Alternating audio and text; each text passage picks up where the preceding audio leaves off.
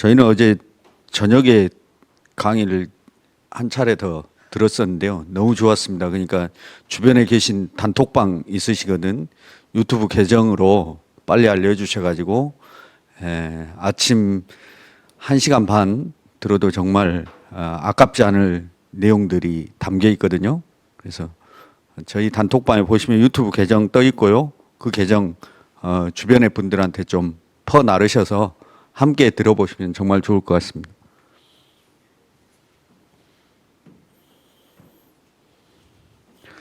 아직 뒤에 시계로는 7시 반이 안 돼서 조금만 기다렸다가 바로 시작하도록 하겠습니다.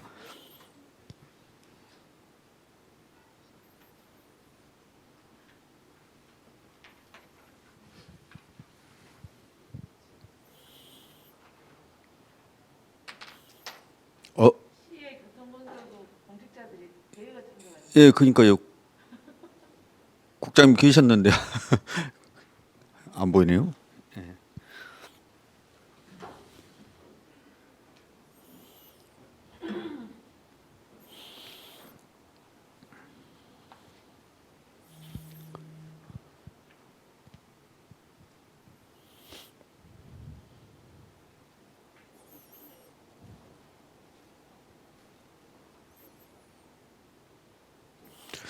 어제 저녁에는 이제 일반 시민들도 좀 많이 참석하시고 그랬었고요. 오늘은 이제 그린 뉴딜 포럼이기 때문에 저희 그 포럼 단톡방에 초대되신 분들, 그래서 개인적으로 이제 참석하시겠다고 의사를 밝히신 분들, 이런 분들이 이제 오늘 대상으로 됐고, 오늘은 또 주제가 교통과 관련된 부분, 도시계획이라든지 이런 부분에 집중적으로 다뤄질 것 같아서 건설교통국에서 관련되시는 분들이 조금 아침 일찍 나오셨습니다. 그 1시간 반, 아니 우리 이제 소장님께서 하시고 싶을 말씀이 많으셔가지고 좀 그렇거든요. 그래서 이제 1시간 반 안에 쌤 이야기도 하셔야지 또 여기 계신 분들 질의응답도 받아야 되지. 그래서 이제 오늘은 조금 빠듯합니다. 그래서 빠르게 시작하도록 하겠습니다. 제목은 이제 그린 뉴딜 탄소 제로 도시가 답이다, 이렇게 해서 잡았고요. 우리 박용남 소장님께서는요, 광주에도 있습니다. 광주 지속가능발전협의회 들어보셨죠? 그것처럼 대전에 대전의제 21을 만들 때 그 추진위원회 사무처장 역할을 하셔서 지금도 이제 대전 지속가능발전협의회로 왕성하게 활동들을 하고 있지 않습니까? 그래서 그걸 만드실 때 대전 지역에서 활동하셨고, 그 이후에 지역화폐 아마 들어보셨을 텐데요. 한반네츠라는 지역화폐입니다. 우리나라에서 아마 최초의 사례로 알고 있는데요. 그런 지역화폐 운동을 이끌어내실 때 운영위원장을 하셨습니다. 지금은 지속가능 도시연구센터의 소장님으로 계십니다. 박용남 소장님 큰 박수로 모셔서 강연 듣도록 하겠습니다.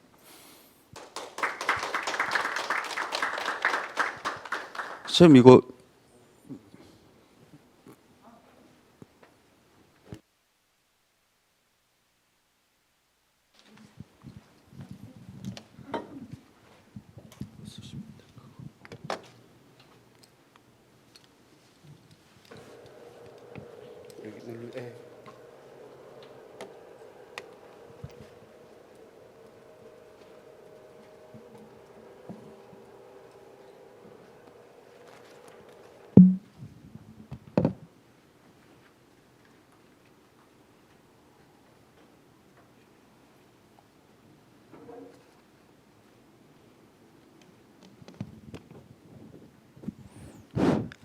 네, 방금 소개를 받은 박용남입니다. 시간이 뭐 제한되어 있어서 제가 이야기는 한 1시간 정도 이야기를 하고요. 나머지 뭐 질의응답 시간은 제 이야기 끝나고 나면 한 30분 정도 하겠습니다. 오늘 제가 여기 준비된 슬라이드만 가지고 그냥 뭐 읽어도 1시간 내에 읽기가 쉽지 않고요. 여러분들이 주요 요점되는 것만 제가 오늘 여러분들에게 설명드리고 나머지는 뭐 자료집이 있으니까 자료집을 참고하시면 좋겠습니다. 이제 제목은 제가 이제 그린니들 탄소 제로 도시가 답이다 이런 제목으로 이제 한 시간 정도 이야기를 할 텐데요.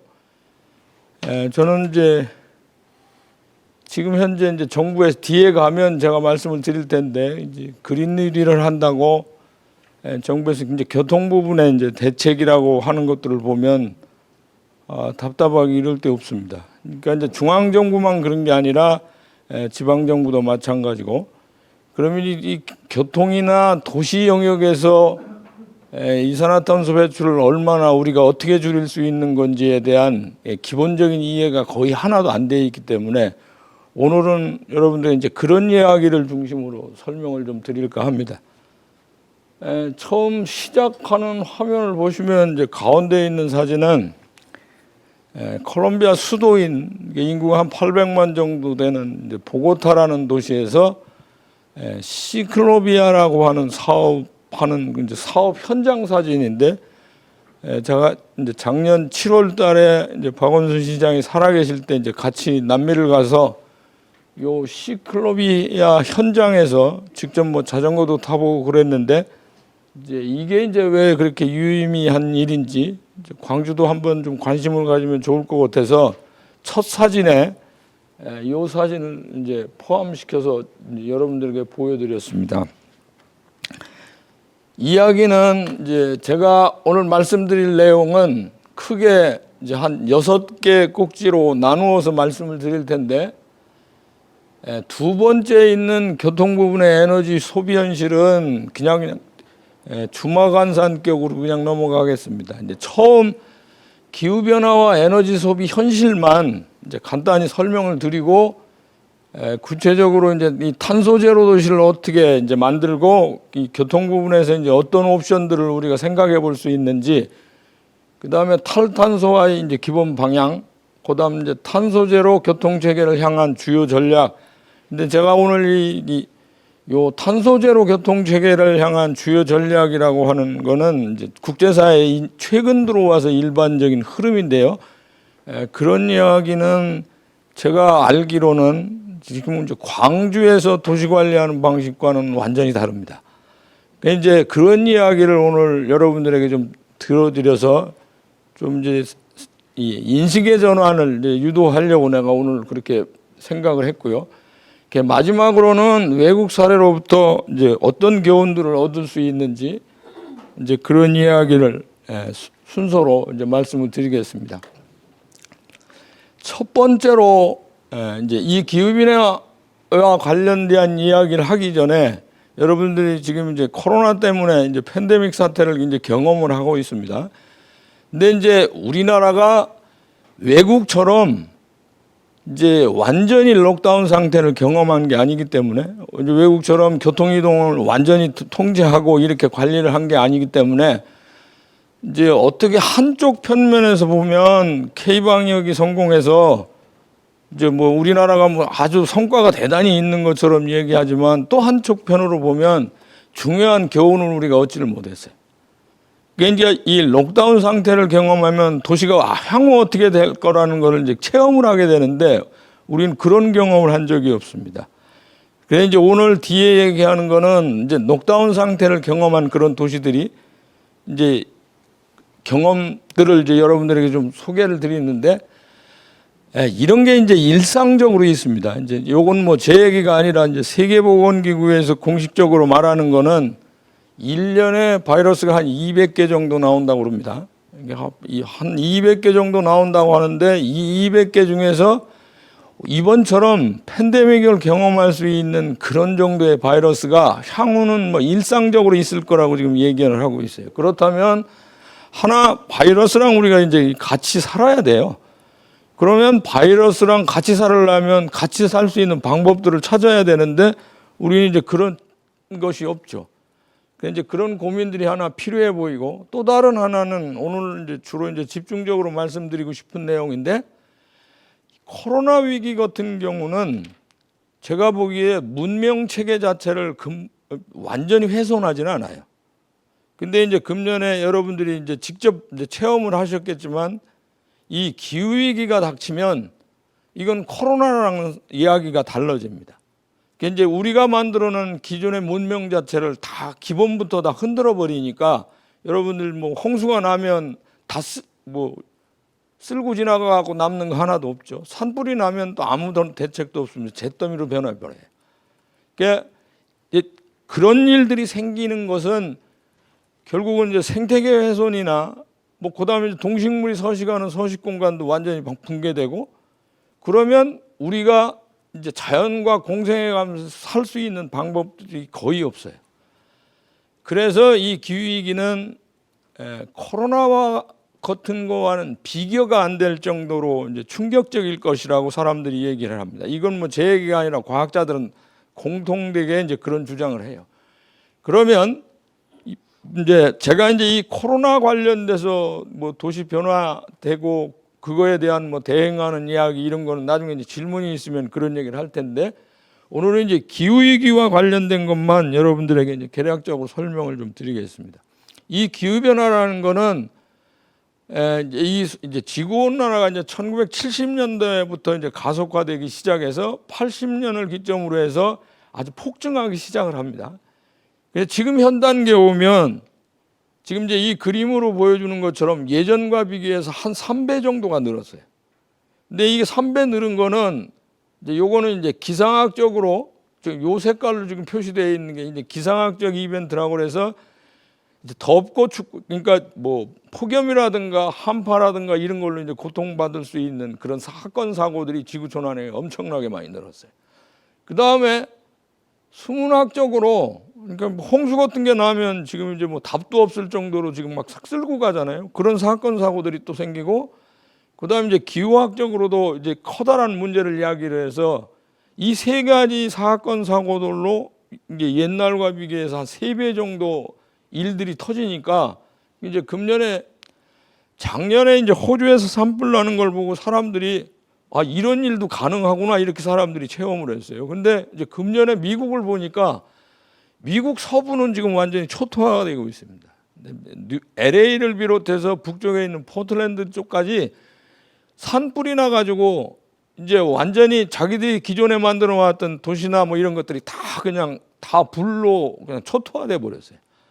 근데 그렇게 서식지가 다 망가지니까 동식물이 이동을 하게 되는데 하게 자기들이 살 수가 없으니까 뭐 뉴멕시코주 같은 데는 새들의 사체가 그냥 길바닥에 질비하게 깔릴 정도로 이런 상황으로 지금 가고 있습니다. 그러면 기후위기 문제를 우리가 이제 근본적으로 풀어야 되는데 지금 이제 많은 사람들이 얘기하기를 그러니까 이제 처음 산업혁명 이후에 한 1도 정도 이제 늘었다고 얘기하는데 최근에 이제 세계 기상기구하고 IPCC 그다음에 UNEP 등등 뭐 이렇게 해서 한 6개 국제기구에서 공송으로 이제 유엔 사무총장의 지시를 받아갖고 레포트를 하나 냈는데 16쪽짜리 레포트 안에 보면 중요 핵심적인 내용만 다 이렇게 모여 있는데 그 안에 보면 이게 이제 1도가 아니라 거의 1.1도 상황으로까지 지금 치닫고 있다고 그래요. 그러니까 지금 이 늘어나는 속도가 워낙 빠른데다가 이제 늘어나는 것도 빠르고 이게 뭐 2도를 넘게 되면 우리는 뭐 거의 살아나갈 수가 없게 되는데 이제 전문가들이 2042년 정도 되면 한국에 이제 기후 이탈이 온다고 그래서 기후 이탈이 오게 되면 행정부에서 노력을 해도 기후 문제를 통제를 못 합니다. 근데 2042년이 아니라 지금 진행 속도를 보면 그 뭐 사이언스나 이런 데서 발표된 그런 논문들을 보면 2042년까지 가지도 않고 30년 이전에 다 올 거라고 그래요. 근데 금년에 경험한 걸 보면 그것은 충분히 가능하다. 저는 이렇게 봅니다. 왜 그러냐면 저도 이제 나이가 정부에서 경로우대 대상자로 선정해 준 사람인데 나이를 많이 먹어서 지금까지 사는 동안 금년처럼 이렇게 국제사회나 한국이 고통을 받는 걸 본 일이 없어요. 근데 이게 이제 시작이다. 내년, 내후년 가면 이제 시간이 지나가면 지나갈수록 이건 더 심각해질 거다 이렇게 봅니다. 그래서 자, 이제 세계 이산화탄소 배출량 예상 전망을 간단히 설명을 드리면 위에는 이제 2도시 시나리오를 따라가게 되면 이제 폭염 같은 걸로 이제 고통받는 사람 인구가 이제 지구촌 안에 약 4억 명 이상 될 거라고 이야기하고, 그다음에 이제 물이 없어서 물이 부족해 가지고 고통받는 사람도 한 3억 가까이 될 거라고 합니다. 근데 이제 제가 이제 제3세계권에 있는 나라들이나 그런 도시들을 많이 가봤는데 정말 물이 없어서 그 사람들은 사회적 거리두기 이런 걸 할 수가 없어요. 뭐 주거 양식도 그렇지만 흐르는 물이 없어가지고 뭐 브라질의 리우데자네이루 같은데 파벨라 안에 들어가면 물이 없어서 물 달라고 거기는 아우성쳐요. 그러니까 이게 한 3억 명 이상 된다고 하면 난 그 이상 갈 거라고 봅니다. 그 다음에 이제 이 멸종위기종 종들이 늘어나는 것도 한 2배 정도 늘고, 뭐 해수면 상승 같은 것도 이야기되고, 뭐 이런 것들이 2도시만 돼도 이렇게 엄청난 일이 생기기 때문에 이걸 이제 IPCC에서 1.5도시 시나리오라고 그래서 이제 1.5도시 이하로 이제 관리를 해라. 관리를 하지 않으면 기후 위기는 극복할 수가 없다고 이제 경고를 합니다. 그런데 이제 우리나라는 뭐 명확하게 1.5도시 시나리오면 시나리오를 따라간다는 거를 중앙정부나 지방자치단체가 이제 공동의 인식을 가지고 있질 않아요. 그러니까 제가 지금 현재까지 진행되는 걸로 보면 코로나 사태랑 똑같을 거다 이렇게 봅니다. 코로나처럼 일이 터지면 뒷수습하기 정신없을 거다 이렇게 저는 지금 생각을 하고 있어요. 이제 그렇게 하면 이제 곤란할 것 같아서 이제 새로운 대책 같은 것들이 만들어져야 되는데 이제 그런 고민들이 우리는 하나도 하질 않습니다. 지금 이제 온실가스 배출되는 거는 2000년에서 2017년 사이에 지금 이 그림처럼 이제 외국의 선진국들이나 다른 나라들은 이산화탄소 배출량이 총량 자체가 주는데 한국은 늘고 있어요. 그러니까 이제 이런 걸 보고 국제사회에서 뭐라고 그러냐면 이제 한국을 기후악당이라고 합니다. 이제 환경부 장관이 대통령한테 면전에서 이제 한국이 이제 기후악당이라고 그런다고, 그런 오명을 벗기 위해서라도 노력해야 된다고 얘기하니까 대통령이 뭐라고 얘기하셨냐면 이게 기후악당이라는 말을 인정하기가 곤란하대요. 이건 뭐 대통령이 인정하겠다 안 하겠다가 아니라 국제사회에서 일반적으로 그렇게 생각하고 있는 거예요.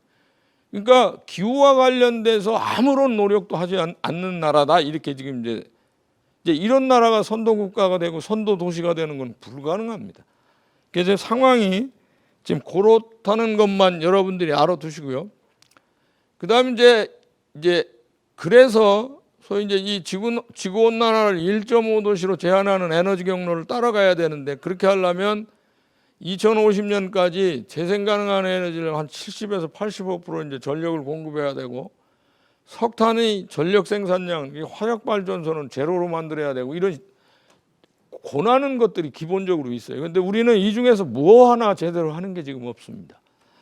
자, 왜 이제 오늘 내가 이 도시에 사는 분들한테 이렇게 이런 고민의 이야기를 하느냐면, 이제 지구촌 안에 지금 현재 이제 도시 안에 사는 인구가 한 55에서 56% 정도 돼요. 이제 한국은 도시화율이 워낙 이제 뭐 다른 나라랑 비교할 수 없을 정도로 빨라서 92% 정도 되죠. 그러니까 90% 이상이 도시에서 살기 때문에 도시가 에너지 전환을 하면 이제 에너지 전환의 주체로 이제 역할을 하면 그만큼 상황이 빨리 달라져요. 그래 이제 국제사회에서도 C40라고 해서 기후변화 리더십 그룹이라고 전 세계에서 대도시 시장들만 모인 모임체가 있습니다.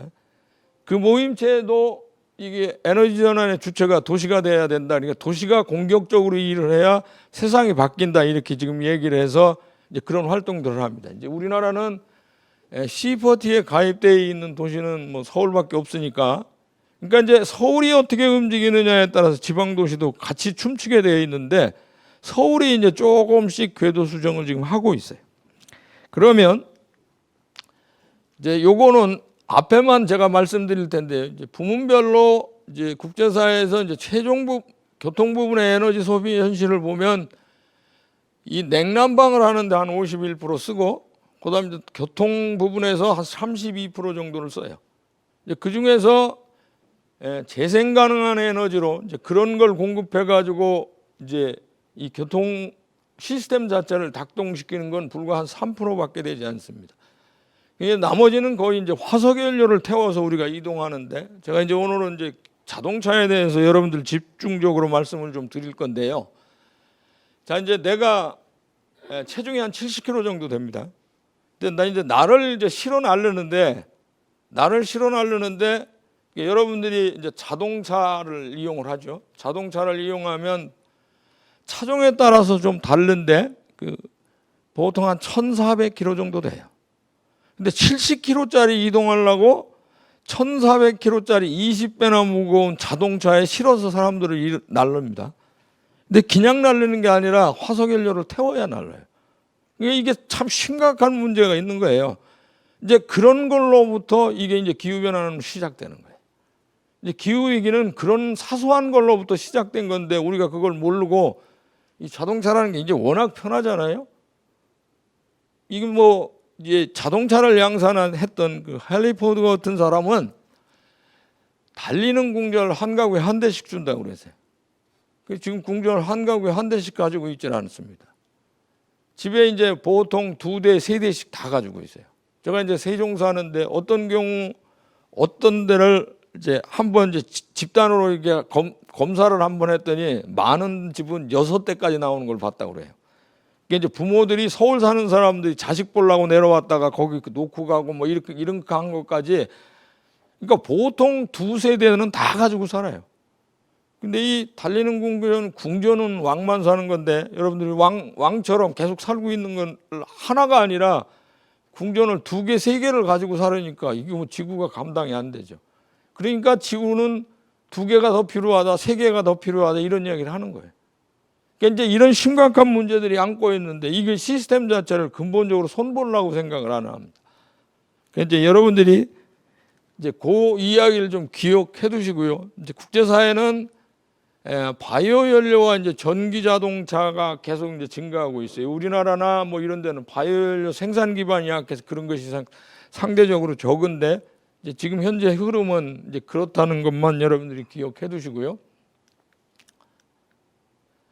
이제 이 탄소 제로 도시를 만들려면 이제 크게 보면 3가지 준비를 합니다. 하나는 도시 안에서 이제 연결성을 얼마나 보장해 줄 건가 하는 것이 이제 중요합니다.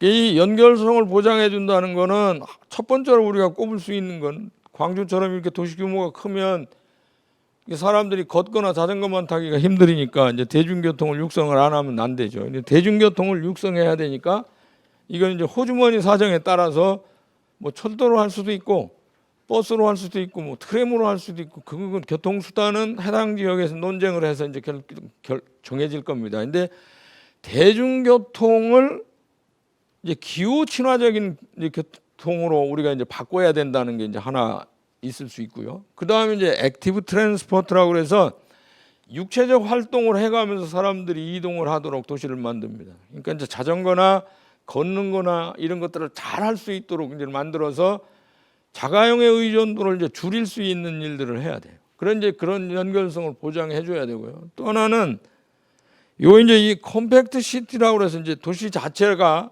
경쟁력이 왜 있느냐면, 도시는 고밀 개발을 해서 이제 사람들이 모여서 살으니까 사실은 이 도시가 경쟁력이 있는 건데, 여러분들 코로나를 경험하면서 모여서 사는 거 안 된다고 그러잖아요. 그래서 이제 산밀 문제를 해결하라고, 제가 이제 그 옛날에 그 박원순 시장 살아계실 때 이 코로나 바이러스가 이제 막 창궐하기 시작하니까 이게 끝나긴 끝날 건데 언제 끝날지 모르고 향후에 도시를 어떻게 만들면 좋겠나 뭐 이야기를 해달라고 그래서 시장실에서 한 1시간 정도 발표를 한 적이 있어요. 이게 이제 코로나 사태가 나고 난 다음에 국제사회에서 논쟁하는 걸 뭐 뉴욕타임즈나 뭐 블룸버거나 뭐 이런 뭐 언론기관부터 시작해서 연구소 같은 데서 나오는 걸 쭉 보니까 초창기에 논쟁을 계속 합니다. 그러니까 뭐 고밀 개발하는 게 어려우니까 저밀로 가야 된다고 얘기하는 사람부터 이제 이 바이러스 창궐하기 시작하는 게 대개 보면 교외 지역에서 시작하거든요. 도심 안에서 시작하는 게 아니라 농산물 시장이나 이런 게 다 도심 안에 있고 외곽에 있기 때문에 교외 지역에서 이 바이러스가 창궐하는 시작한다. 그러니 뭐 그런 걸 어떻게 할 거냐 이런 거부터 시작해서 별의별 게 다 나오더라고요. 시간이 좀 지나가니까 뭐 건축하는 사람들은 뭐 그 베란다를 어떻게 하느니 뭐 이런 논쟁까지 하고, 그다음에 이제 이 도시가 유지가 되려고 그러니까 이제 여기 뭐 이 광주만 해도 고층 건물이 워낙 많잖아요. 이 고층 건물을 기본적으로 유지하려면 뭘로 해요? 엘리베이터 기술이 발달되어 있지 않으면 이건 불가능한데, 엘리베이터 안에 들어가서 당장 사람들이 밀접 접촉을 하니까 이게 살 수가 없으니까 안 되겠다. 이제 처음에는 외국에서 엘리베이터 안에서도 사회적 거리두기를 하라고 그래서 구석구석에 쓰라고 그러고 뭐 이런 것들을 다 표시해 놓고 이 수요를 했어요. 근데 하다 보니까 이게 답이 아니거든요. 그러니까 논쟁을 하다가 지금은 어떻게 됐냐면, 현 상태에서 도시가 가지고 있는 메리트는 유지하면서 도시 안의 문제를 좀 풀어보자, 이런 식으로 지금 최종 결론들이 나는 것 같아요. 그래서 제가 오늘 이야기 드리는 건 이제 그런 이야기를 뒤에 가면 이제 말씀을 좀 드리겠습니다. 그 다음에 요 클린이라고 그래서 에너지 사용하는 거를 뭐 탈탄소화할 수 있는 걸, 교통수단도 탈탄소화하고 뭐 여러 가지 노력들을 이 안에서 하는 것이 이 안에 들어 있는데, 한국에서 하는 거는 이제 소위 이제 그린 뉴딜, 뒤에 가면 제가 설명을 드리겠습니다. 이제 그린 뉴딜 한다고 그러면서 주요 전략이라는 게 요것만 해요. 요것도 일부만 합니다. 그러니까 뭐 전기차 공급하고 수소차 공급하고, 그다음에 뭐 디젤이나 이런 그거 뭐 대폐차 하는데 지원하고, 이게 전부예요. 그러니까 제가 보기엔 그렇게 해서 이산화탄소 배출을 획기적으로 줄일 수가 없어요. 그러니까 이제 수소 자동차나 뭐 이런 것들은 정말 세세하게 이렇게 안에 들여다보면 정말 기도 안 차요. 이게 상황이 지금 이제 그렇습니다. 교통 부분에서 요 바오라고 그래서 이제 배출 전망치를 그대로 따라가면 이렇게 이제 하늘색으로 되어 있는 것처럼 이렇게 증가가 되겠죠. 그다음에 이제 요게 이제 2도시 시나리오를 따라가는 겁니다. 그다음에 이제 요게 1.5도시 시나리오를 따라가는 건데, 이 지구 온난화가 1.5도씨 이하로 유지되기 위해서는 2050년까지 이제 교통 분야에서 CO2 배출량을 0.8에서 한 4.1 기가톤 사이로 줄여야 된다고 그럽니다. 그러니까 이제 요만큼 줄여야 되는데, 이렇게 줄이려면 1인당 배출량을 90% 정도를 줄여야 돼요. 근데 이 90% 줄이는 걸 여러분들 지금 일상생활하는 거 가지고 이게 가능하겠어요? 가능하지 않죠. 그러니까 이건 교통력에서는 이산화탄소 배출을 줄이려면 아주 공격적인 일을 안 하면 이건 줄질 않습니다. 이게 이제 뭐 이 국제사회 일반적인 경험입니다. 근데 이 기술적으로 가능한, 상업적으로도 가능하고 이런 시나리오들을 이제 대강 뭐 연구되어 있는 거 보면 요 지금 요 보라색으로 지금 되어 있는 요게 건물 영역인데, 그 다음에 큰 것이 요게 이제 교통 영역이에요. 그러니까 이제 그런 시나리오를 잘 만들어서 이산화탄소 배출을 잘 줄일 수 있는 그런 대책들을 만들면 획기적으로 줄일 수도 있다는 거예요. 있는데 이제 우리는 그런 고민들을 하나도 안 하죠. 자, 그런데 한국에서는 교통 사이드에서 지금 되어 있는 대체적인 그런 흐름은 요게 이제 2019년, 20년 요 무렵인데, 이게 주는 게 아니라 그냥 현 상태 유지하는 수준으로 지금 되어 있어요. 그렇게 하면 뭐 이산화탄소 배출은 하나도 안 줄이겠다는 거니까 이건 뭐 심각한 문제를 안고 있는 거죠. 이건 뭐 중앙정부부터 해서 지방자치단체 할 거 없이 다 똑같습니다. 이제 그런 문제를 안고 있고요. 그래서 이 문제를 풀으려면 이제 교통 영역에서 이제 탈탄소화를 해야 하고 에너지 전환을 해야 되는데, 요거는 이제 화석 연료에서 이제 재생 가능한 에너지로 생산된 그런 전기나 그런 연료를 이제 중심으로 해서 교통 시스템을 바꿔야죠. 그 다음에 저는 이렇게 교통 수단만 바꿔서는 아주 큰 효과를 거두기는 어렵다고 봐요. 이게 도시를 불필요한 교통 수요를 일단 통행량 자체를 줄여야지, 통행량 자체를 줄이지 않고 사실 이 문제를 풀어간다? 전기 자동차로만 바꿔서 문제를 풀을 수 있다. 이건 아주 나이브한 생각입니다. 그러니까 이제 도시를 근본적으로 바꿔야 되는데, 이제 환경 친화적인 교통 수단으로 운영을 하되 불필요한 통행은 이제 억제를 하고 도시 관리를 그런 식으로 해야 된다는 거예요. 그러니까 그렇게 하려면 이게 이제 지방자치단체 노력만 가지고 되지 않죠. 국가도 생각이 좀 바뀌고 국제사회도 노력을 해야 돼요. 그러니까 어제도 강의를 하다 보니까 이게 이제 주민들의 의식이 따라가지를 못해서 이런 거 못한다는 또 그런 이야기를 하는 사람들도 있어요. 근데 언제까지 우리가 이제 주민 타령만 해요? 근데 이제 지금 남아 있는 시간에 탄소 해산을 우리가 쓸 수 있는 게 2028년, 길게 보면 맥시멈 해야 2030년까지, 향후 길어봐야 10년밖에 남지 않았다고 그러는데 계속 우리가 시민들 핑계 댈 수가 없어요. 이제 이와 관련된 대책을 안 만들면 여러분들은 기후위기랑 같이 살아야 돼요. 홍수랑 같이 살고 폭염이랑 같이 살고 그다음 산불이랑 같이 살고 이렇게 살아야 되는 거예요. 그러면 이걸 덜 고통을 받으려면 지금부터 우리도 이제 바꿔야죠. 세상을 좀 바꿔야 되는데 이 바꿀 만한 그런 리더들도 잘 안 보이고 지금 우리나라 현실이 그렇습니다. 제가 이제 웬만한 뭐 지방자치단체장들 아는 분이 상당히 많은데 그 중에서 이렇게 공격적으로 하는 사람이 손꼽아요. 거의 대부분이 뭐 가히 손 놓고 있다시피 하죠.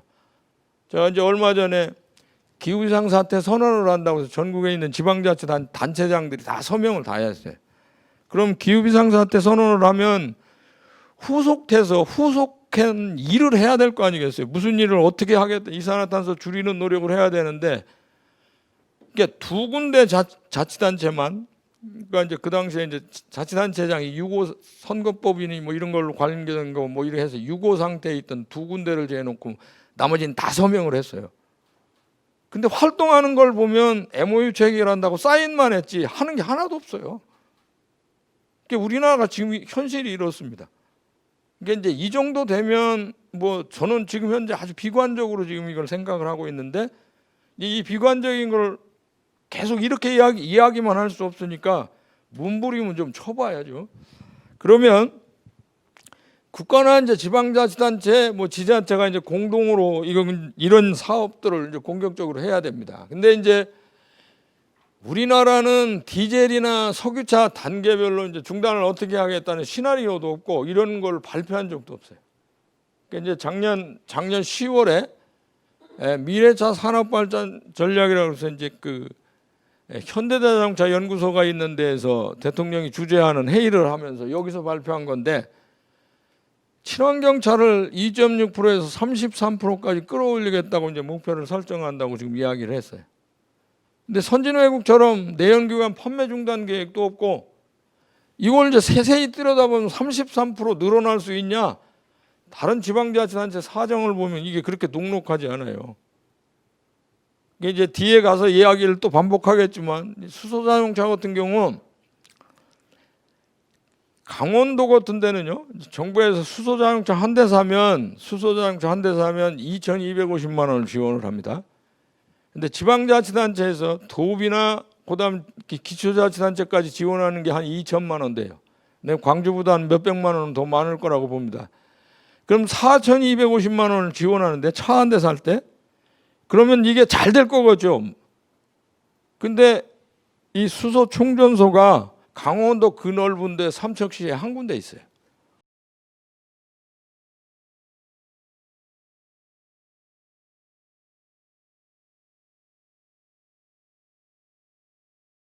파리를 위하는 선언이라고 이게 이제 말하자면 공약집이나 다름없는데 이 공약집 안에 지금 뭐라고 되어 있냐면 파리 전역의 운행 속도를 속도 제한을 30km로 한다고 그래.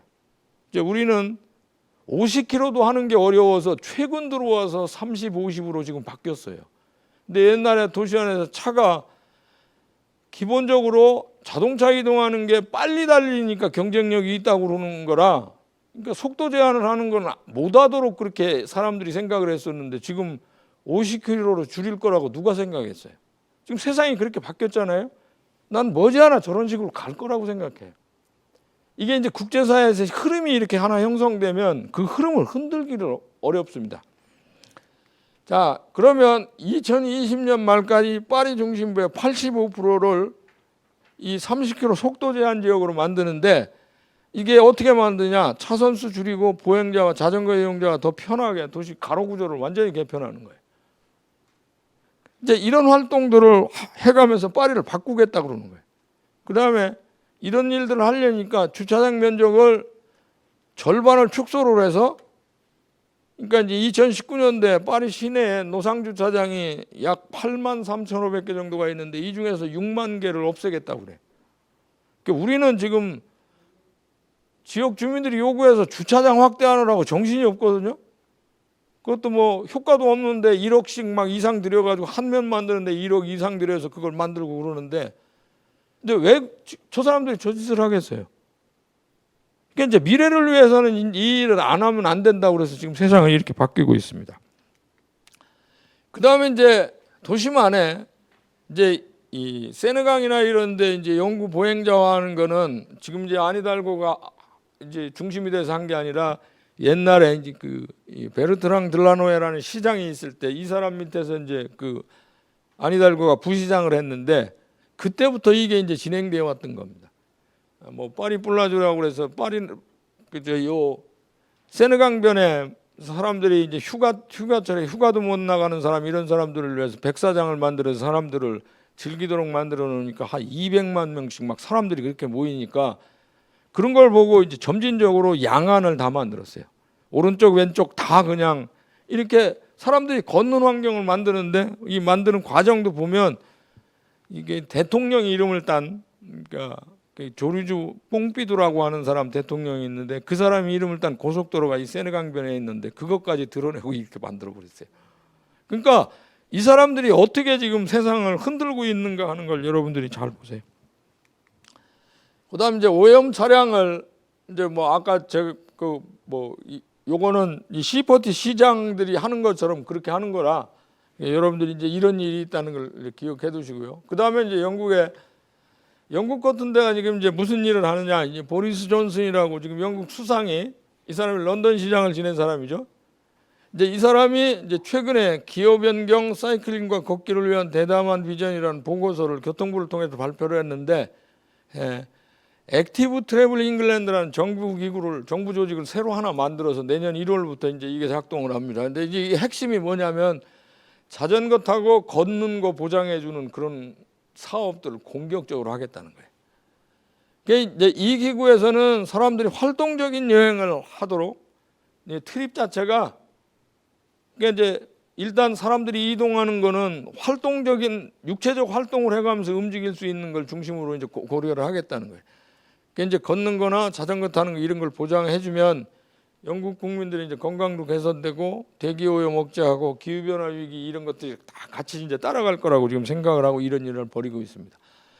그러니까 향후 5년간 20억 파운드의 예산을 가지고 전국의 자전거 및 보행자 인프라 개선을 이제 집중적으로 하는데 이 사람이 하는 것 중에서 내가 이제 흥미롭게 본 것 중에 하나가 이제 런던 시장 재임 기간에 런던에 이제 자치구가 이렇게 있는데 이거 뭐 광산구나 뭐 이런 자치구처럼 자치구가 있는데 교외에 있는 자치구 중에서 세 군데를 이 사람이 월섬, 포레스트, 킹스턴, 앤필드 이런 지역의 세 군데에서 미니 홀랜드라고 해서 이제 네덜란드에 있는 자전거 도로나 뭐 이런 것처럼 그러면서 가로 구조 개편 사업을 한번 시범적으로 했어요. 근데 해보니까 성과가 이제 사이클링이 자전거 타는 사람이 한 18% 늘고 걷는 사람이 13% 늘고 이렇게 효과가 있다고 이제 이런 식으로 바꾸겠다. 전국에 이런 식으로 바꾸겠다고 지금 이제 그런 사업을 이제 지금 현재 하려고 그러고요. 또 요거는 뉴캐슬시 같은 경우는 이제 요거는 이 도시 자체가 옛날에 이제 고도였는데 고도가 지금 이런 식으로 이제 바뀌어 있어요. 근데 이거를 이제 어떻게 바꾸려고 하느냐? 근데 이 바꾸려고 하는 거는 이제 벨기에 가면 이제 최고 큰 도시가 수도가 이제 브뤼셀이죠. 브뤼셀 다음으로 큰 도시인데 헨트라고 하는 도시 스타일로 이제 공간 구조를 재편하겠다고 합니다. 근데 이 사람들은 이 헨트나 이런 도시가 뭐 저기 네덜란드에 가면 크로닝현이라는 도시가 있는데 그 도시는 이건 뭐 자전거 도시로 유명한 데입니다. 그러니까 도시 안에 교통 처리를 60%를 자전거가 해요. 그러니까 이 안에는 동영상을 보면 자전거만 보여요. 트램이나 뭐 버스 가는 거 이런 거 숫자는 별로 안 보이고 자전거만 보일 정도니까. 근데 이 크로닝현이 이제 그것이 가능하도록 만드는 거는 교통 순환 계획이라는 걸 만들어서 요런 이제 요게 이제 크로닝현 시내인데 도심 안에를 이게 6개 블록으로 이렇게 딱 나눠 놓고 반대편을 건너가는데 자가용 가진 사람은 못 가요.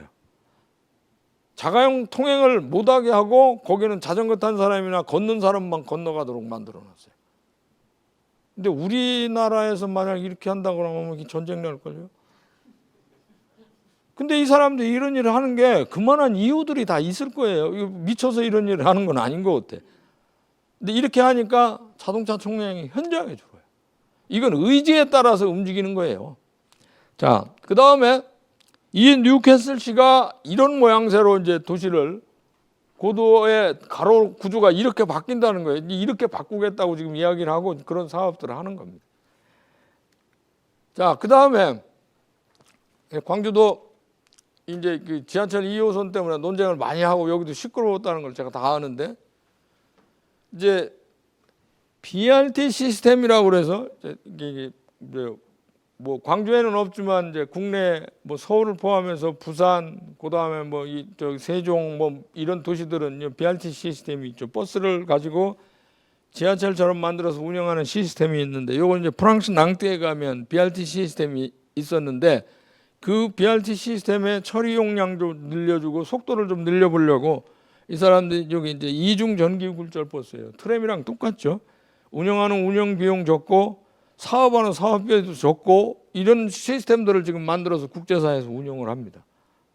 그러니까 저비용으로 할 수 있고 이게 이제 이산화탄소 배출을 안 하는 거니까 뭐 전기로 이걸 작동하는 거라 여기 이제 생산하는 거는 스위스 회사가 이제 이거 생산을 하는데 뭐 기술 수준이 한국이 좀 떨어지긴 하지만 이 급전하는 걸 이 전기 충전하는 것도 뭐 정류장에 도착해서 공중에서 급속으로 충전하는 것 방식도 있고 뭐 여러 가지가 있거든요. 근데 외국은 그런 노력들을 해가면서 자꾸 이 수단 전환을 계속 하고 있어요. 이제 우리는 뭐 이런 생각을 거의 안 하죠. 그러니까 이제 거의 한다 그래야 전기 자동차, 이제 전기 버스 같은 거 도입하는 거 뭐 그 정도 그것도 거의 시범 사업 하는 수준을 하죠. 그러니까 외국처럼 도시를 완전히 바꾸려면 몇백 대가 순식간에 들어오고 막 이런 식으로 바꾸는 거예요. 자, 그 다음에 요 이제 이 브라질에 있는 꾸리티바라는 도시는 원래 이제 이 도시가 이제 BRT 시스템으로 유명한 도시인데 뭐 서울이나 세종이나 이런 도시들이 다 이 도시를 모델로 해서 도시를 이제 그 BRT 시스템을 도입한 건데요. 요 이제 적색으로 표시되어 있는 게 5개 간선 교통 축이고 그다음에 요게 이제 리냐베르데라고 그래서 6번째 간선 교통 축입니다. 이 6개 간선 교통 축이 이제 지하철 노선처럼 6개 간선 교통 축으로 도시 안에서 교통 처리를 웬만한 걸 다 해요.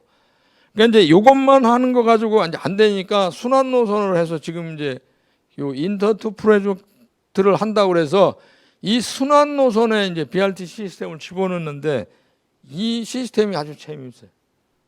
예산까지 다 확보돼서 2025년도까지 이 사업을 지금 현재 진행되는 걸로 되어 있는데 주요 사업으로 현대식 에어컨이 이제 장비된 요 생태 친화적인 정류장을 만듭니다. 일부는 이 나라의 이제 이 도시의 특징의 그 원통형으로 이제 정류장이 만들어져 있는 게 이 도시의 아이콘처럼 되어 있는데 그게 이제 솔라 패널 같은 걸 얹히는 게 힘들으니까 이제 사각형으로 일부 바꾸고 또 새로 신규로 건설하는 거나 뭐 이런 것들 다 이제 그 정류장을 이렇게 사각형으로 만들어서 지붕에서 이제 전력도 생산을 하고 이제 뭐 이 안에서 다 쓰도록 그런 식으로 이제 만들고요. 그 다음에 이제 환승 정류장이나 차고지나 뭐 이런 데를 다 이런 식으로 다 만들어서 이제 해당 지역에서 전기 버스를 충전을 할 수 있도록 그렇게 다 이제 만들어 놓고 이제 여기 운행하는 걸 이제 전기 굴절 버스라고 그래서 차가 이제 2대 매달려 있는 버스가 이제 주행하도록 지금 이제 그렇게 계획이 되고 이제 이 사업이 실행 중에 있습니다. 이제 요게 이제 기후비상 시대에 요게 이제 2025년도에서 자리를 잡게 되면 아주 유용한 모델로 이제 국제사회에서도 관심을 가질 거라고 보는데 이제 이동하면서도 충전하고 뭐 이렇게 할 수 있도록 다 그런 시스템들을 지금 만들겠다고 하는 거예요. 그다음에 이제 이 콜롬비아 보고타 같은 경우는 요 엔리케 페날로사라는 사람이 2000년대 초반에 들어와서 여기 이 사람이 이제 세계 최고의 처리 용량을 가진 BRT 시스템을 도입했는데 꾸리티바를 모델로 해서 자기들이 이제 인구가 훨씬 많으니까 한 800만 정도 살으니까 이 도시는 BRT 시스템이 중앙 전용 차로가 한 개 차선만 있는 게 아니라 양방향 2차선에서 4차로까지 있어요. 그러니까 이제 4차로까지 있으니까 처리 용량이 시간 방향당 처리 용량이 뭐 출퇴근 시간에 한 4만 5천 명 이상을 처리를 합니다. 근데 어제 그 도시철도공사 그 이사님인가 본부장님 얘기하는 거 들으니까 광주 지하철은 평일은 5만, 그다음 뭐 금요일만 한 7만 정도 처리한다고 그래요. 그러니까 버스 한 심하게 표현을 하면 버스 한 2개 노선, 황금 노선 2개 정도 지하철 가지고 운행하는 거예요. 적자를 감내해가면. 이제 우리 현실이 이게 냉엄하게 봐야 돼요. 이제 보고타에서는 이 시장이 두 번째 임기를 작년 12월 말까지 끝냈는데, 끝내면서 트랜스미 케이블이라고 그래서 케이블카를 대중교통으로 이용을 할 수 있는 그런 시스템도 만들고, 그 다음에 이제 이 시클로비아 도로 연장 확대하고, 이 사람이 전기버스를 이제 입찰을 한 600대 정도 해서 이제 도시 안에 이제 전기버스가 600대가 일시에 들어옵니다. 뭐 우리처럼 뭐 5대, 10대 이렇게 뭐 파일로트 프로젝트 하는 게 아니라 도시를 뭐 빨리 바꿔야 되겠다고 지금 생각하고 이런 일들을 하는 거예요. 그 다음에 이제 지금 새로 된 시장은 클라우디아 로페즈라고 그래서 이제 뭐 이렇게 육안으로 이렇게 보면 여성이에요. 근데 동성애자인데 이분의 섹시가 그 이제 그 아내가 누구냐면 프랑스 콜롬비아 상원 의원입니다. 그러니까 두 사람이 이제 파워 엘리트예요. 근데 이 로페즈 취임식 하는 날 내가 그걸 동영상으로 봤는데 자전거 타고 가고 유튜브로 생중계하면서 그 공원에서 취임식을 공원에서 하는데 자전거 타고 이렇게 가면서 그거 동영상으로 생중계하고 그렇게 하던 시장이에요. 이 로페즈라는 사람이 취임하자마자 이제 팬데믹을 딱 경험을 했잖아요. 그러니까 이제 코로나 때문에 딱 발병하니까 팝업 자전거 도로를 84km를 일시에 만들어 버리고, 그러니까 한 달 운영을 했어요. 그러니까 이걸 보고 뭐 이제 외신들이나 뭐 베를린을 비롯해서 이제 많은 도시들이 팝업 자전거 도로를 만들기 시작을 했어요. 임시 자전거 차선을. 뭐 콜롬비아 안에는 이제 그런 거 만드는 데는 메데진이 다른 도시들도 그런 거 많이 만들었는데, 그렇게 하면서 이 사람이 지금 어떻게 하려고 그러냐면 자전거 전용도로가 이제 한 550km 정도가 있는데 여기 한 280km 추가로 이제 자전거 도로를 만들고, 이 사람이 장기적 목표는 지금 현재 이제 교통수단 분담률이 자전거가 분담하는 게 한 7% 정도 되는데 우리나라는 뭐 광주 같은 데는 1%도 채 안 될 걸요. 그러니까 한 7% 정도 되는 걸 지금 한 15%로 끌어올리고, 그다음에 스마트 모빌리티까지 포함해서 한 도시 안에 교통 처리를 한 50% 정도 해보겠다고 생각을 하고 의욕적으로 시스템을 지금 바꾸고 있어요. 자, 그러면 국제사회에서 외국 사례로부터 그냥 얻을 수 있는 교훈을 제가 이제 간단히 말씀드리면, 교통정책의 우선순위는 이제 이미 바뀌고 있어요. 이게 우리나라는 아직까지도 자동차만 배려하는데 이제 외국은 자동차를 배려하지 않습니다. 사람을 이제 걷는 사람을 최우선으로 놓고 걷는 거나 자전거 타는 거나 이런 걸 비중을 두고 도시 관리를 해요. 그러니까 이제 이런 식으로 교통정책의 패러다임이 바뀌고 있다. 바뀌고 있는 걸 선도하는 선도 도시들이 이미 다 국제사회에 있어요. 근데 한국은 이런 반열에 끼는 도시들이 거의 없습니다. 그러니까 교통 부분에서 에너지 전환을 이제 파리 같은 경우 자전거 도로를 한 700%를 옛날보다 700%를 늘리고, 그다음에 벨리브라 그래서 이제 공공자전거 사업을 해서 뭐 23,600대가 이제 도시 안에 들어왔는데, 이제 광주에 올 때마다 내가 느낀 것 중에 하나가 이 도시는 PBS 사업을 공공자전거 사업을 사실 거의 안 하는 도시잖아요. 그러니까 또 이런 도시가 다 있나 대도시 중에 지구촌 안에 나 이런 생각을 했어요. 근데 뭐 어제 와 보니까 뭐 저 상무지구에서 200대 가지고 시범 사업을 한다 그래서 뭐 애들 장난하는 거예요. 지금 뭐 이런 식으로 지금 우리가 한가하게 할 때가 아닙니다.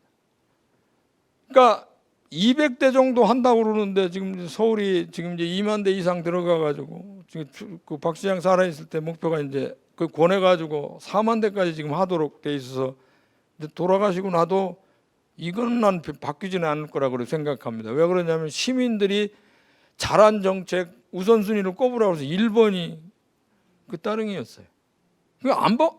뭐 바꿀 수가 없죠. 그냥 계속 앞으로는 향후에 늘어날 거예요.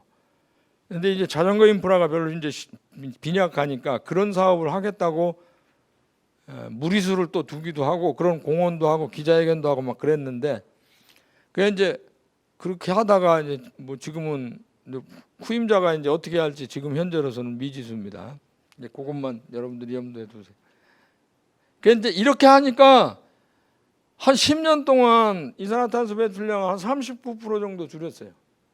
이제 이 사람들이 그만큼 이제 더 이제 심하게 앞으로는 더 할 거라고 지금 보여집니다.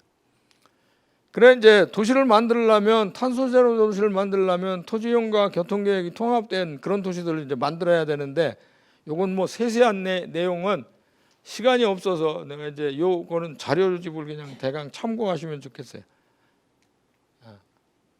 자, 여기서만 내가 이제 간단한 설명을 좀 더 하겠습니다. 이제 세계보건기구에서 처음 시작할 때 내가 화면에 시클로비아 사진을 보여드렸던데 이제 콜롬비아 보고타 같은 경우는 자동차 도로를 이제 일요일 날과 국경일 날 자동차 도로를 127km를 막습니다. 도시 안에서 여러분들 1km 막는 것도 우리나라는 힘들어서 절절매요. 근데 127km를 막고 그 안에 이 자전거 타고 인라인 스케이트 타고 개 들고 나와서 뜀박질하고 뭐 별의별 짓도 하고 다 노래. 그다음 뭐 육체적 액티비티 하는 다양한 프로그램들이 또 있어서 사람들이 한번 쏟아져 나오면 평균 잡아서 한 170만 명이 나와서 육체적 활동을 합니다. 그래서 세계보건기구에서 공식적으로 권장하는 이게 공중보건 사업인데 그러니까 예방의학하는 의사들이 이 도시 이거를 연구를 그렇게 또 많이 합니다. 그러니까 돈을 별로 안 들이고 사람들의 건강 문제를 풀고 그러니까 이제 육체적 활동을 해야 면역력이 키워지니까 그런 거 하는 걸로 이제 높은 평가를 하는데 이제 도시마다 좀 달라요. 이건 이제 멕시코 시티 사진인데 이 멕시코 시티 같은 경우는 한 60km 정도를 막습니다. 그러니까 많이 막는 데는 미국의 포틀랜드는 이렇게 연결된 지역은 아니지만 포틀랜드도 근 한 60km 가까이 막 쓰고. 그러니까 근데 이게 이제 권고하는 게 사람들이 이제 긴 시간 이동도 좀 해보고 경험하려면 10km 이상 하라고 지금 이제 권고를 하고 있어요. 그러니까 이제 향후에 뭐 내가 보기엔 이제 이 시클로비아 사업하는 거는 북남미 대륙만 한 400개 도시가 하거든요. 뭐 유럽도 하고 인도도 하고 다 하는데 이게 참 재미있는 게 아시아존만 없어요. 초기 빠른 사람은 누가 먼저 해도 하겠죠. 내가 이걸 좀 시켜보려고 사실은 보고타를 작년에 같이 갔었는데 뭐 지금은 이제 그걸 해줄 사람이 지금은 없어진 거예요. 여러분들 한번 광주에서도 한번 이런 거 한번 관심을 가져보세요. 이 교통 부분의 이제 주요 쟁점을 내가 이제 지금부터 간단히 정리를 드리면 UNEP에서 1.5도시 시나리오를 따라가면 2030년까지 매년 7.6%씩 줄여야 된다고 이야기를 합니다. 근데 금년처럼 코로나 위기 같은 이런 위기로 해서 이산화탄소 배출이 지금 예상 전망치가 뭐 이 정도 수준이에요. 이렇게 심각하게 통제를 해야 지금 이제 7.6% 준다고 하는데 그러면 이걸 줄이기가 앞으로 10년 동안 계속 이렇게 하라고 그러는 게 얼마나 힘들겠어요. 이제 힘든 과제다 이렇게 여러분들이 생각하시고요. 왜 이게 이렇게 힘드냐? 다른 데는 이산화탄소 배출 저감 노력을 하면 다른 영역은 다 이렇게 줄어요. 근데 이제 이 수송 분야는 그렇게 생각처럼 줄지를 않아요. 그러니까 이제 이 문제가 그래서 그만큼 난제를 안고 있는 거라 도시에서 아주 심혈을 기울여서 해야 돼요. 그러니까 여러분들 이렇게 기억해 두시고 유럽에서 교통 부분의 온실가스 배출량을 2018년에 10억 9,700만 톤이었는데 이게 이제 2030년까지 9억 2,900, 그다음에 2050년까지 3억 3,700으로 이렇게 줄여야 된다 그럽니다. 이 그림을 보시면 무슨 낙하선 탄 거 같잖아요. 이렇게 뭐 급락을 하도록 줄여야 된다고 지금 이런 생각을 하고 이제 움직이는 거예요. 그러니까 이렇게 목표를 정해놓고 그에 맞춰서 이제 움직이는 건데 우리는 이런 목표가 없어요. 그러니까 이게 뭐 제대로 작동될 리가 없죠. 그러니까 대통령이 이제 환경부 장관하고 지시를 해가지고 이제 그린피스에서 사무총장이 이제 서한을 보낸 모양이에요. 서한을 보내니까 아니, 이 그린이들 좀 관심 가지라고 이야기를 해서 대통령이 이걸 받았어요. 그러니까 환경부 장관한테 지시를 딱 하고 나서 한 달 만에 이 그린 뉴딜 계획, 한국판 뉴딜 계획이 한 달 만에 나온 거예요. 그러니까 한 달 만에 어떻게 나왔겠어요? 기획실에서 각 실과에 있는 거 다 갖다가 취합해서 호치키스를 한 번씩 이렇게 묶고 그냥 발표한 거예요. 그러니까 이제 한국판 뉴딜 계획이라는 게 사실 안에 세세한 걸 뜯어보면 정말 답답하게 이를 데 없습니다. 자, 그 이야기를 내가 교통사이드에서 이루어지는 것만 그냥 간단히 설명을 드리겠습니다. 한국판 뉴딜 계획은 디지털 뉴딜하고 그린 뉴딜로 이제 두 개로 나뉘어 있죠. 그 중에 이제 이 저탄소 분산형 에너지 확산 영역에서 이제 쭉 이렇게 내려가면 그다음 이제 그린 뉴딜 한다고 하는 게 친환경 미래 모빌리티. 그다음에 저탄소 분산형 에너지 확산한다고 해서 전기차, 수소차 등 그린 모빌리티 보급 확대. 그리고 이게 계획의 전부예요. 전기차 공급하는 거, 수소차 공급하는 거. 그다음에 이제 노후 차량 대폐차 하는데 지원하는 거. 이게 전부예요. 그러니까 수소차 같은 경우는 저는 개인적으로 그렇게 생각합니다.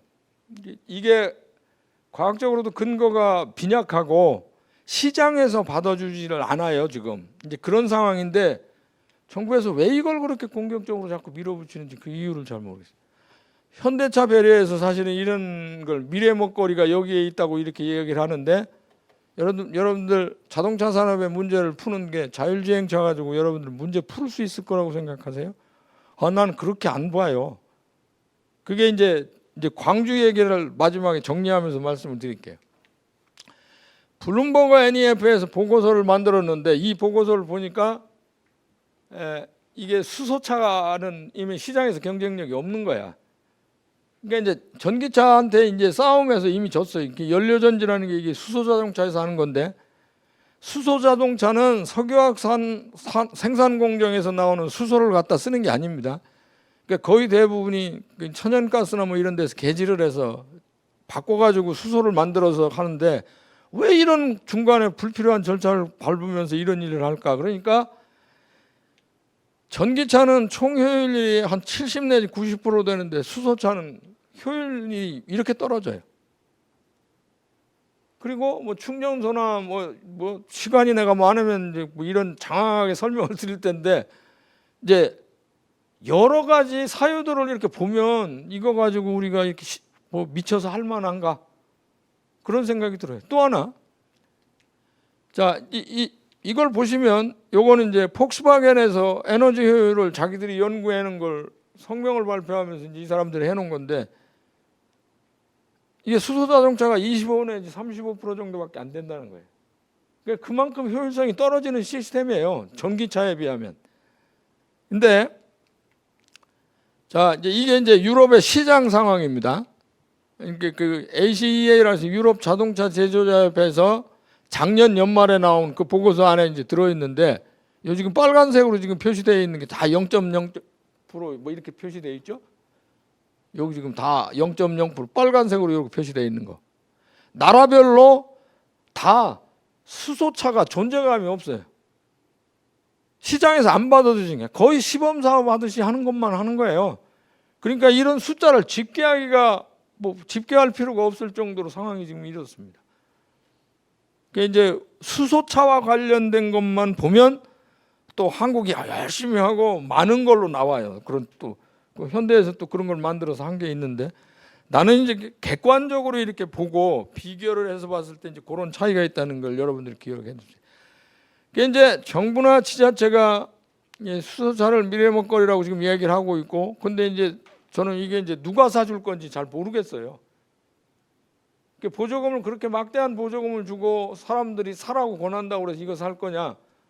미국 내에서 수소차하고 전기차, 중고차 가격이랑 비교를 해도 이건 뭐 금방 판가름이 이미 다 나 있는 건데, 그러니까 지금 아주 요 이제 그런 게 하나 있고, 이 막대한 보조금을 지원하는 거를 과연 뭐 이제 수소차 하나 사는데 4,250만 원씩 지원하고 뭐 4천만 원 가까운 돈을 지원하는 게 이게 경제 사회적으로 이게 정의로운 일인지 그건 잘 모르겠어요.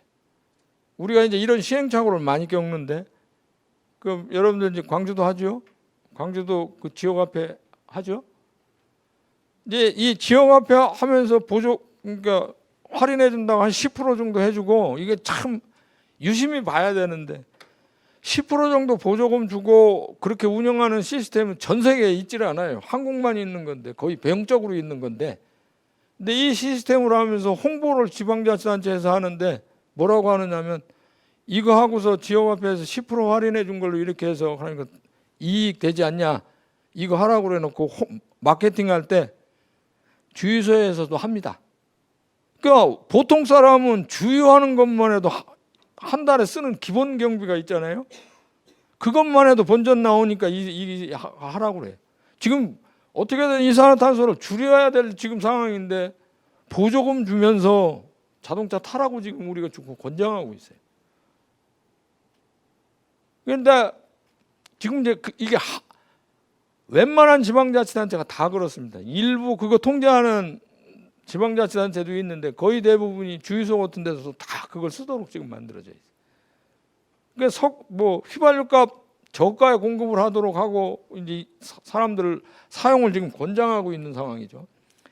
그러니까 외국은 차종별로 시나리오가 다 있어요. 이렇게 세세하게.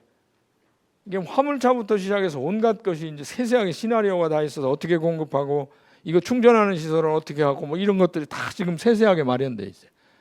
미국의 LA 카운티 같은 데가 2028년대 부문별 목표가 전기차 충전기 뭐 84,000기, 뭐 개인 소유 차량 30% 전기차로 전환하고 공유 차량 난 여기서 이제 이걸 주목해서 보는데 공유 차량 100% 전기차, 지역 버스 100% 전기 버스로 대체하고 그러니까 개인에게 보조금을 주고 이런 사업하기보다 오히려 버스나 이제 이 뭐 통행 자체를 줄일 수 있는 뭐 공유 차량 공급하는데 뭐 이런데 이런 건 집중적으로 투자하는 게 오히려 생산적인 거예요. 그러니까 이 사람들은 그렇게 하고 있는 거예요. 근데 우리는 이런 시나리오가 없어요. 그냥 막연하게 전기 버스 공급하고 보조금 준다 이것만 있는 거예요. 이렇게 해서는 이산화탄소 배출을 줄일 수도 없고요. 탄소 제로로 가는 교통을 이제 어떻게 할 수 있냐? 지금까지 얘기한 걸 이제 마지막으로 정리를 할 텐데 이제 더 많은 사람들이 걷거나 자전거 타고 대중교통을 이용하도록 지금부터 아주 정말 심혈을 기울여서 해야 돼. 이게 이제 제가 말은 이렇게 쉽게 하는데 이게 생각처럼 그렇게 쉽지 않죠. 근데 이건 해야 됩니다. 그 다음에 이제 대중교통을 전기화하는 거, 그 다음 화석연료 차량을 단계적으로 폐지하는 거, 이런 노력들이 이제 이게 세 박자로 돌아가야 되는데 이 안에는 제가 오늘 화물이니 이런 것까지 다 얘기하면 범위가 너무 넓어져서 얘기를 못했어요.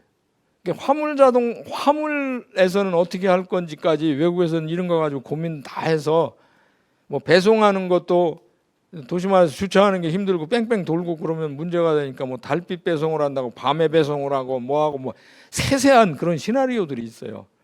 근데 그런 거 하나도 없이 그냥 뭐 우리가 줄인다고 하면 이게 줄여지질 않습니다. 그 다음에 요점을 정리하면 정부나 지자체나 이런 데서 이제 그 도보, 자전거, 대중교통을 이제 집중적으로 이제 늘릴 수 있도록 지금 해야 되고요. 그다음에 이산화탄소를 세상 없어도 2030년까지 줄인다. 절반으로 줄인다. 50년까지는 넷제로를 하는데 이제 화석연료 차량을 단계적으로 폐지하고 대중교통을 전기화한다. 이제 이게 핵심이고요. 근데 여기에 이제 전제 조건이 하나가 있습니다. 전기로 다 이렇게 전환을 했을 때 이제 나라마다 좀 차이가 있는데 이건 독일의 경우인데 발전 총량이 한 10 내지 20% 정도가 늘 거라 그래요. 근데 이 10 내지 20% 느는 거를 화력 발전소나 원자력 같은 데서 공급해서는 안 되겠죠. 그러니까 이제 이 재생에너지 영역에서 어떻게든 만들어서 이걸 공급할 수 있도록 하는 걸 전제로 합니다. 이제 그런 식으로 이제 이 시스템을 바꿔야 돼. 그러니까 외국은 차고지나 뭐 어디 이런 데 가면 충전하는데 뭐 전기 생산하는 게 이런 게 한 시스템 안에 다 패키지로 돌아가도록 준비를 하고 있어요. 그러니까 이런 걸 고민을 해두십사 하고 이제 부탁드리고 싶고, 무엇보다 중요한 게 이런 것보다 더 중요한 건 여기 스탑 드라이빙이라고 써 있잖아요. 차 타고 다니는 거 좀 덜 해야 돼요. 덜하지 않고 답이 없어요. 이건 그린피스 애들이 시위를 하면 할 때 이거 나온 사진인데, 이게 이제 운전하는 거를, 그러니까 여러분들이 이제 그렇게 생각하시면 편합니다. 이제 1년에 내가 2만 킬로 탄다. 그 2만 킬로 타는 걸 10%만 줄여보세요. 개인이 할 수 있는 거는 10%만 줄이면 2천 킬로 정도 줄이는 건데, 이건 실행 가능한 목표거든요. 그러니까 시민은 시민대로 하고 정부는 정부대로 하고 이런 준비를 같이 해가면서 병행해서 해야죠. 자, 그러면 기본 강의는 이걸로 다 끝내고요. 이제 제가 한 5일 전에, 그러니까 9월 15일 날 발표가 나왔는데, BP라고 해서 영국 석유가 세계적인 다국적 기업이잖아요. 그 영국 석유의 그 선임 그 경제 분석가가 최근에 이제 보고서를 한 5일 전에 발표를 했어요. 그 보고서 안에 보면 2019년도에 피크 오일이 왔다는 거예요. 그러니까 지구촌 안에 석유 생산되는 거 절반을 이미 써서 이미 정점을 찍어서 석유 생산 정점에 이르렀기 때문에 이제부터는 하얀 곡선을 그리는 거예요. 석유 생산을 이제 더 이상 못하고 이제 부존량, 이제 이 사람들이 얘기한 건 부존량 자체는 얘기 안 하는데 지금 국제사회는 부존량도 절반 이상을 다 써버렸어요. 그러니까 이제 여러분들 이제 뭐 쿠웨이트나 사우디나 이런 데 가면 유전들이 보면은요, 지금 물을 집어넣지 않으면 밑에서 기름이 나오질 않아요. 상황이 그 정도인데 그런 이야기는 석유회사들은 안 합니다. 근데 이제 이 BP에 나온 걸 보니까 2019년도가 작년이 피크 오일이 있었고, 그 다음에 이 사람들이 지금 고민하는 건 뭘 고민하느냐면, 피크 오일 이후에 그 다음에 이제 그 석유 생산 정점 이후에는 하얀 곡선을 그리는데, 제가 얘기한 것처럼 이제 그 넷제로를 하고 2050년까지 줄인다고 모든 데서 지금 다 날리니까 그 시나리오를 보니까 막 석유가 완전히 급락하는 걸로 나와요. 그래서 석유 생산이 이렇게 급락한다는 건 바꿔서 얘기하면 자동차 산업의 미래도 별로 좋지 않다는 거예요. 그러니까 이제 또 이제 한쪽 영역에서는 피크카라고 그래서 이게 이 기름만 그런 게 아니라 피크카라고 해서 자동차 주행거리를 보고 이게 정점 상태를 찍었냐 안 찍었냐를 연구하는 사람들이 있거든요. 그러니까 나라마다 조금 다릅니다. 근데 우리나라도 거의 이제 피크카 상태로 지금 가 있어요. 그러니까 자동차 주행거리가 주는 요인들은 여러 가지들이 있는데, 이제 이런 정책 때문에 주는 경우도 있고요. 그 다음에 먹고 살기가 팍팍하니까 청년들이 지금 운전면허를 따질 않아요. 딸 수가 없어요. 따도 뭐 자동차를 살 수가 없으니까. 그러니까 자동차 공급하는 숫자가 계속 줄고 있어요. 이게 뭐 그래, 자동차 회사가 지금 위기 상태에 지금 봉착해 있어요. 그러면 석유 생산 정점에서 하얀 곡선을 그리면 자동차의 앞날도 어렵다고 하는데, 지금 정책이 자동차 줄이자고 지금 얘기를 이렇게 하잖아요. 이게 이제 빠른 템포로 진행될. 이게 지역 내 산업 구조 기반이나 이런 것들이랑 다 연동되는데, 좀 개인적으로 걱정스러운 게, 그러면 이제 기아 자동차나 새로 만든다고 하는 뭐 자동차 회사 이런 데가 이게 이제 향후에는 좌초 산업이 될 텐데, 이 좌초 산업이 되면 이런 이제 산업 구조를 어떻게 바꾸는가, 이 사람들 일자리 문제는 어떻게 하는가, 이런 거 고민되잖아요. 근데 이미 이제 국제사회에서 흐름이 지금 이제 도도하게 흘러오고 있고, 연구 결과들이 그런 게 지금 쏟아져서 지금 나오고 있기 때문에, 광주도 이제 향후에 진로 설정하고 방향 설정하는데 진지한 고민이 좀 필요해 보여요. 이건 뭐 여러분들에게 제가 공가를 치는 게 아니라, 지금까지 제가 뭐 자료를 보고 이런 걸 보니까 흐름이 대강 그렇게 가고 있고, 그 뭐 석유회사에서 세계적인 다국적 기업인 석유회사 컨설턴트가 그렇게 이야기를 하면 이건 하나의 현상으로 지금 이제 나올 거라는 거거든요. 그럼 이제 이게 1차 타격을 본 데가 나는 석유화학 산업, 그 다음에 자동차 산업 이런 될 거라고 봅니다. 이게 저는 이제 좀 그걸 비관적으로 좀 보는데, 근데 이제 여러분들이 그걸 이제 낙관으로 돌려놓고 싶으면 무슨 일을 해야 될 건가는 여기 지역에 있는 사람들 고민해야 되겠죠. 제가 이제 이걸로 강의는 모두 마치겠습니다.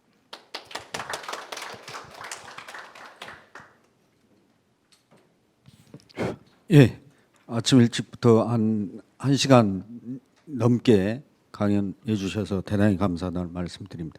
한 15분 정도 남았거든요. 그래서 혹시 질문 있으시면 질문해 주시면 좋을 것 같고요.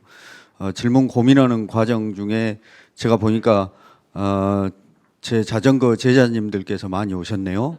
예, 그래서 소장님 강연 중에 브라질 꾸리치바, 콜롬비아 보고타, 그다음에 파리시 사례들이 있었는데 아주 좋은 시절이 꼭 빨리 와서 그런 것도 좀 사전 답사도 한번 가보면 좋겠다 이런 생각이 있습니다. 질문 있으시면 뭐 질문을 할 거리가 없을 정도로 그렇습니다. 그냥 제가 마이크 들기가 그래서 거기서 그냥 하시면 좋을 것 같아요. 선생님 이제 미래 자동차 회사들이 모빌리티 중심으로 이렇게 전환하고 있다고 하지 않습니까? 그래서 그러니까 이제 이후에 뭐 스마트 모빌리티라든지 뭐 PM이라든지 여러 가지 지금 교통 수단의 변화들이 일어나고 있는데 도시 지금 유럽 중심으로 이렇게 좀 변화하고 있는 흐름이 있다고 하면 또 하나는 이제 어쨌든 스마트한 미래형 모빌리티 산업 이런 걸 또 하는 고민들이 있지 않습니까? 그런 부분에 대해서는 어떻게 지금 보고 계신지 말씀해 주세요. 그러니까 스마트 모빌리티라고 그래서 이제 개인 교통수단 뭐 전동 스쿠터나 전동 킥보드나 그 이제 뭐 그런 거 하는 거, 그다음 뭐 전기 자전거 뭐 하는 거 뭐 이런 것들은 향후에 계속 파이가 커질 거라고 봅니다. 근데 이제 우리나라 도시는 이제 이런 것들을 이용할 수 있도록 인프라가 하나도 안 돼 있잖아요. 근데 뭐 광주도 자전거 도로나 뭐 그다음에 요 스마트 모빌리티에 해당되는 그런 교통수단이 이동하는 그런 뭐 도로가 있는 것도 제대로 아닐 테고, 그러니까 향후에는 이제 이런 고민들을 좀 해야 되겠죠. 그걸 육성하려면 그런 거를 안전하게 탈 수 있도록 그런 준비를 해야죠. 그런 것들이 하나 이제 한쪽에서는 필요해 보이고, 사람들이 이제 자동차 회사도 그렇고 정부 당국자들도 그렇고 모든 사람이 이제 이 자율주행차 같은 거를 만들어 놓으면 미래가 이제 뭐 환타지한 세상이 오는 걸로 생각해요. 근데 저는 그렇게 생각을 하지 않습니다. 그러니까 이제 왜 그렇게 생각하지 않느냐면 지금 흐름을 보시면 어쨌든 기본적으로 통행량을 줄이자고 지금 막 가고 있기 때문에 그 이제 미래가 환상적이지만은 않은 것 같다 하는 생각이 하나 들고요. 또 하나, 많은 사람들이 드론 육성해서 사람들을 드론으로 이동시키고 뭐 드론 택시, 드론 뭐 비행기처럼 하겠다고 그러잖아요. 근데 그게 여러분들 가능하리라고 생각해요? 그러니까 이제 비즈니스 하는 사람은 가능하다고 얘기하지만 상공에서 드론 택시들이 무수히 많이 댕긴다면 그 소음을 어떻게 감당을 해요? 그건 뭐 도시 안에서 감당을 못 합니다. 그러니까 사람들이 반대해서도 이제 지금은 몇 대 안 다니고 뭐 그냥 애들 장난하는 것처럼 조금 하니까 괜찮은데, 이걸 완전히 대중화시켜서 그 잼 없이 공중에서 다 이동이 가능하도록 만들려면 엄청나게 많은 것들이 다닐 거 아니에요. 그 소음이 워낙 심각해서 그렇게 해가지고는 국민들이 반대할 거예요. 그건 뭐 운영하는 게 현실적으로 내가 쉬워 보이지도 않고. 그러니까 지금 이제 과학기술 하는 사람들은 모든 거를 다 이제 과학기술하면 미래가 이제 뭐 환상적인 세상이 다 있는 걸로 얘기를 합니다. 또 정부도 그렇게 얘기하고 있고. 근데 일부 타당한 거지 그게 100% 이게 정답이라고 볼 수는 없어요. 그러니까 모든 건건이 여러분들이 진지하게 하나 세세하게 검토를 해보고 이런 걸 해야지, 뭐 정부에서 하라고 그런다 해서 같이 다 이렇게 하면 같이 죽으러 가는 경우도 생길 수 있어요. 광주도 그런 시행착오는 좀 안 겪었으면 좋겠어요.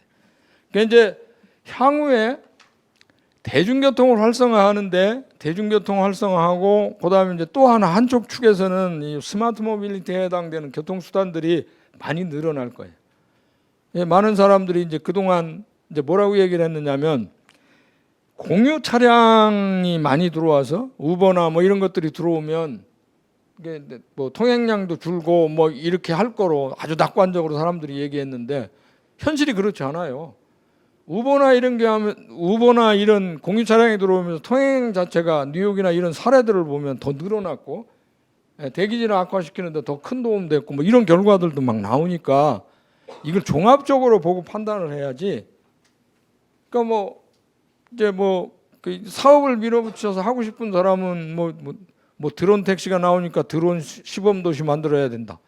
뭐 나 가끔가다 이 버스 보면 이모빌리티의 뭐 대표 도시 뭐 이렇게 가면서 자치단체마다 다 써서 붙여 있어요. 안 써 붙여 있는 데가 없어요. 근데 뭐 군 단위 지역까지도 그런 걸 다 써 붙여서 지금 하고 앉았는데 거의 광기예요. 난 그것이 가능하지 않다고 생각합니다. 모든 지방자치단체가 다 그렇게 하면 경쟁력이 있을 수도 없고, 그러니까 광주가 처해 있는 현실이 있으니까 이제 제가 여기서 이제 통행량 줄이고 자동차 이용 줄이고 뭐 이런 걸 해야 기후 위기를 위해서는 해야 되는데 또 한쪽에 지금 여기 바로 밖에 나가면 기아 자동차다 뭐든 자동차 회사도 막 있고 막 그러잖아요. 근데 이것도 전혀 배제할 수도 없고 그러니까 이제 중간에서 어떤 것이 정답인지는 저는 정답이 아직은 없어요. 여러분들이 고민을 향후 한번 해보세요. 근데 내가 며칠 전에 나온 그 BP의 그 보고서를 보고 깜짝 놀랐어요. 이제 석유회사가 이제 공식적으로 그렇게 인정한다면 이게 결국은 파장이 어디 자동차 회사까지 결국은 갈 텐데, 그게 이제 자율주행차라는 게 그 뭐 화석연료 안 태우는 거 아니잖아요. 자율주행차도 다 화석연료 태우는 건데. 그러니까 이제 그런 거랑 다 연동되어 있기 때문에 미래 디자인하는데 좀 진지하게 하는 것이 필요하다.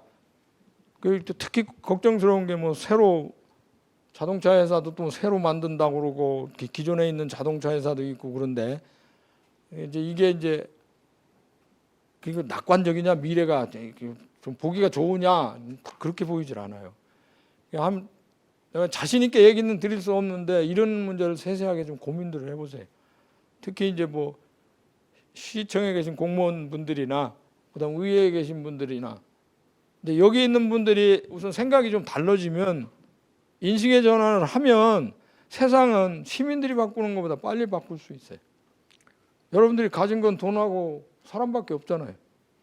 그러니까 돈하고 사람밖에 없는 사람들이 그 일을 하는 거죠. 시민들은 그냥 목소리 내고 자기 이해관계에 따라서 그냥 반응을 해요. 내가 이제 엊그제는 성남시청에 의회 부탁받아서 의회 강연을 갔다 오다가 집으로 돌아오는 코로나 때문에 교통수단이 다 끊기고 없어져 버려서 KTX를 타려고 수서역을 갔어요. 수서역을 갔더니 그 앞에 이제 맞은편에 신동 아파트라고 아파트가 있는데 그 태양광 발전을 그 수서역에서 한다고 서울시에서 이제 한 모양이야. 그래서 서울시에서 해놓은 거 가지고 전부 다 이거 반대한다고 해가면 대형 현수막을 벽면에다 다 붙여놨더라고. 그래서 내가 그렇게 하고 이렇게 유심히 보니까 집집마다 이건 거짓말 아니에요. 집집마다 에어컨 실외기가 2개씩 다 매달려 있어. 전기는 자기들은 엄청나게 쓰면서 바로 이웃에서 자기 뭐 태양광 발전한다고 해서 큰 타격 받을 것도 아닐 텐데 그걸 집값 떨어질까 봐 반대한다고 그래. 그러니까 그렇게 하면 이건 환경 부정의 중요한 그런 포인트 중에 하나인데요. 당진에 가면은요, 이제 대한민국 화력 발전소가 60기가 있는데 절반이 그쪽에 있어요. 그 사람들이 뭐 미세먼지 엄청나게 많이 나오고 이산화탄소 배출 많이 하고 도시 안에 들어가면 뿌예요. 그러니까 요즘은 사정이 그래도 좀 나은 편인데 도시 안에 들어가면 뿌였습니다. 생활 환경을 그렇게 망쳐가면서 생산한 걸 갖다가 송전선을 통해서 다 수도권으로 가요. 그러니까 고생은 딴 사람들이 하고 자기들은 그냥 그렇게 무한정 쓴다. 시민들이 요구를 가능한 한 반영하는 게 좋지만 시민들의 요구가 무리한 경우도 있을 수 있습니다. 그거는 여기 의회에 계신 분이나 공무원분들이 적절히 제어를 해가면서 해야 돼요. 뭐 시민들이 얘기라고 다 그것이 정답일 수는 없는 거잖아요. 그래 이제 시행착오를 겪을 수 있도록 그렇게 만들어지니까 왜 그러냐? 그 사람들이 데모를 하면 이 지방자치단체장, 시장이나 이런 분들은 당장 표를 갖고 먹고 사는데 그 사람들이 데모하면 여기 의회 의원님들도 마찬가지죠. 근데 주민들이 데모한다고 하면 표 떨어질까 봐 그걸 반대를 못 하죠. 근데 이게 눈치 봐가면서 해야 돼요. 그렇게 안 하면 망쳐요. 내가 그 현장에서 그거 보고서 그거 갖다 보고 가면서 이렇게 걸어가면서 그거 보면서 얼마나 마음이 불편하든지. 내가 또 한 2주 전에는 당진을 갔다 왔는데 당진에서 내가 지금 보고 왔잖아요. 거기 화력발전소 때문에 화력발전소에서 나온 채탄하고 탄 부산물하고 그다음 거기 이제 그 한보철강이라고 이제 여기 주력기업처럼 기아차처럼 철강 회사가 있는데 거기 나오는 그 철강 부산물. 내가 산업 폐기물 매립장을 가봤는데요. 엄청나게 커요. 근데 그 동네 사람들이 다 희생 받아가면서 그런 일을 하는 건데, 근데 그 서울 시민들이 그거 가지고 사실 뭐 그렇게 뭐 불만 이야기를 하면 안 되죠. 근데 지금 이게 현실이에요. 광주도 비슷할 거라고 봅니다. 그러니까 여러분들이 공직자들이나 의회 의원 하시는 분들이 적절히 표일 잃지 않는 범위 내에서 탄력적으로 좀 잘 대응하세요. 그래야 되지. 시민들이 요구하는 거, 다 모든 사람은 다 지금 요구하는 게 주차장 만들어 달라고 얘기하잖아요. 그 도로 만들어 달라고 그러고. 그 여러분들이 그거 다 따라갈 거예요. 그 따라가면 안 되는 거라고 지금 얘기를 하는 거니까. 방법은 여러분들이 찾으세요. 내가 뭐 이렇게 얘기해봐야 내가 할 수 있는 건 아니니까. 여기 계신 분들이 좀 고민을 해보세요. 다른. 네, 뭐 시간이 많지 않아서 꼭 해야 되겠다 질문 있으신가요? 예, 없으시면 저희가 저 전체 앞으로 나와서 기념사진만 찍고 끝내도록 하겠습니다. 예, 다시 한번 큰 박수 부탁드리겠습니다.